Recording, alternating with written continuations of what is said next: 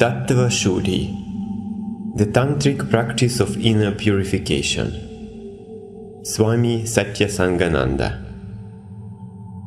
Today, yoga is practiced in almost every corner of the world, but we do not really see any transformation in the consciousness of mankind. Where then does the fault lie? Is it in the practice itself? Not likely, because we can cite numerous examples of cases where it has been successful. It is more likely that the fault lies in the way we practice our sadhana. A bit of this and a bit of that, whenever we care to do it. In order to eliminate this lopsided approach to yoga, we will have to pay greater attention to the philosophy and practices of Tantra, which is the source of yoga. There is no use in just having a bird's eye view of a subject as vast as Tantra, which has viewed existence from every angle or point of view. Through this in-depth study of the pattern of creation, its manifestation, its cause and effect in relation to the individual, the tantrics discovered the missing link which unifies the individual and the cosmos. Once they had realized the way to bridge the gap, the tantrics devised methods and practices to guide others. Although these methods are inconceivably ancient, they have withstood the test of time, for the base on which they were developed emphasized the necessity of inner experience for the evolution of an individual. Not limited knowledge, but living, breathing experience. These methods of Tantra are very systematic and precise. The practices are linked in such a way that the goal of samadhi does not seem like a remote possibility, but a reality you can achieve here and now if you desire. The desire for samadhi is essential, for without the burning desire you can never get there. This desire should completely overwhelm and absorb you so that no other thought exists or dissipates the concentrated energy forces of the mind. Samadhi, Tantra says, can be attained if only you care to look within instead of without. However, in order to develop the art of looking within, you have to follow the practices that have been specifically designed by Tantra for this purpose. Therefore, Tantra lays greater emphasis on practice rather than the philosophy behind it.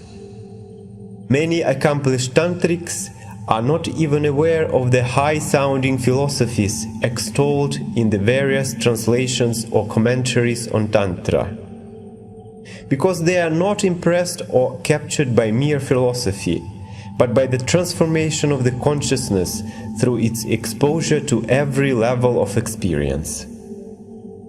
Therefore, in order to understand Tantra, you will have to delve deep into the practices and not merely attempt to understand it by bits and pieces of second-hand information.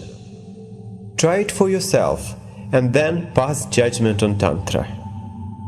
In order to do that, you will have to follow the procedures designed by Tantra from beginning to end. There is little you can achieve by jumping into a lake if you don't know how to swim.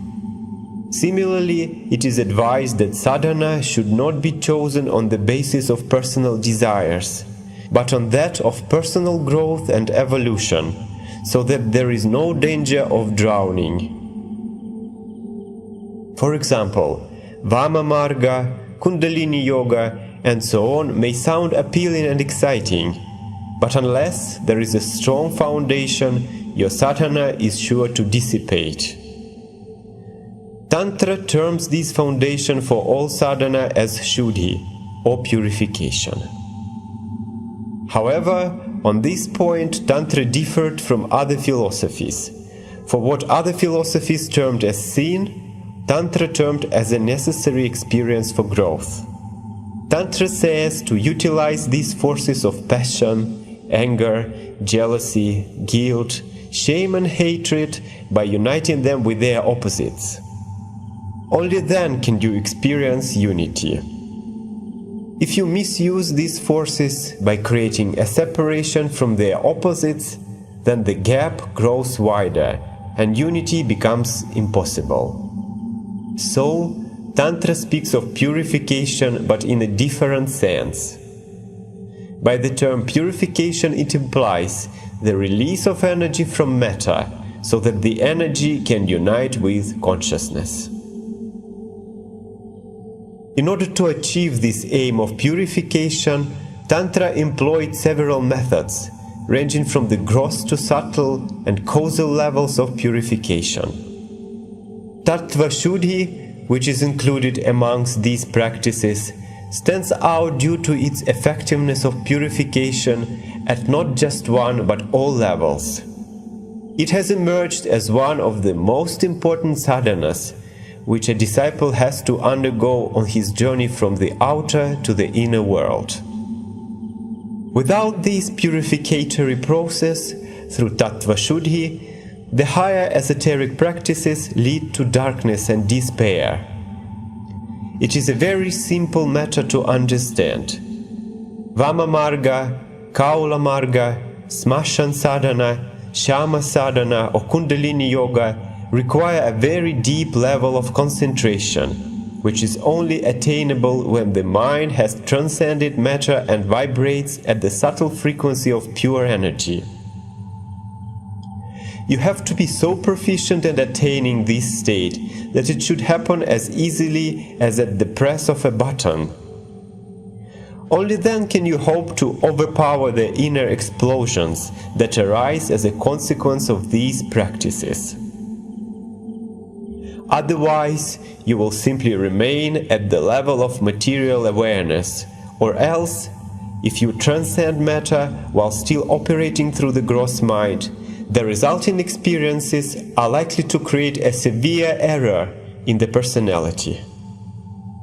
It is not only from the point of view of sadhana that this purification has to take place, but even from that of living together in a harmonious society.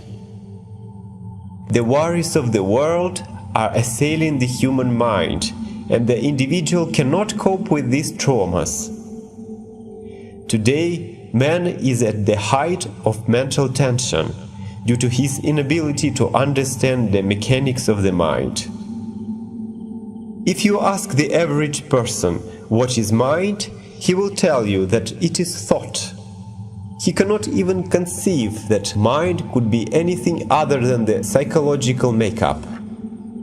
He does not know that, as you go deeper and deeper, you discover that hidden within these faculties is the potential power to create and destroy.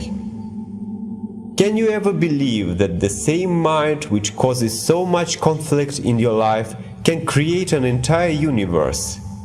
That the same ego which causes the pain and misery of attachment could explode the experience of oneness and unity?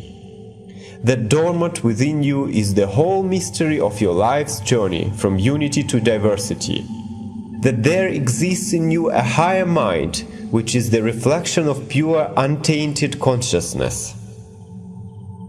The sadhana of Tattwa Shuddhi enables the inner power of the mind to be revealed as a potential bridge through which the aspirant crawls from the transience of objective experience to the permanence of inner reality.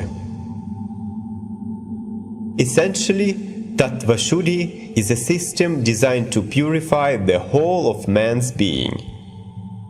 It begins with the gross form of purification and goes on to the subtle and psychic purification, culminating in the subtle awareness which prepares the aspirant for the experience of the energy and consciousness from which he has evolved. When one practices yoga over an extended period of time, it creates a mild awakening of Shakti or energy, which can be felt in the psychic levels of the body and mind. However, Tattwa Shuddhi concentrates this awakening of energy and channels it by giving it a form, thus altering the basic awareness.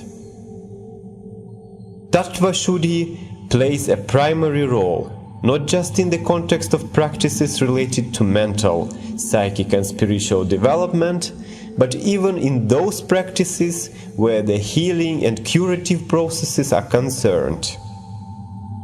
If Tattwa Shuddhi were practiced before Hatha Yoga and the practices of yoga therapy, the result would be quicker and more enduring. Hatha Yoga practitioners must understand that the body with which they are dealing is an aggregate and composite of 5 tattvas, or elements, and hence Tattwa Shuddhi has a direct influence on the effects of the Shatkarmas. Shatkarmas are also processes of purification of the body, but their influence is limited to the body's triple humors. Their effects do not stretch to the remoteness of the subtler layers, which can be achieved through Tattwa Shuddhi. Tattwa Shuddhi is the basis of all sadhana because it accomplishes the major spade work. Just as a farmer tills the land, fertilizes it properly, and then sows the seeds, similarly an aspirant first prepares the mind and body through Tattwa Shuddhi, then develops the richness of his inner experience.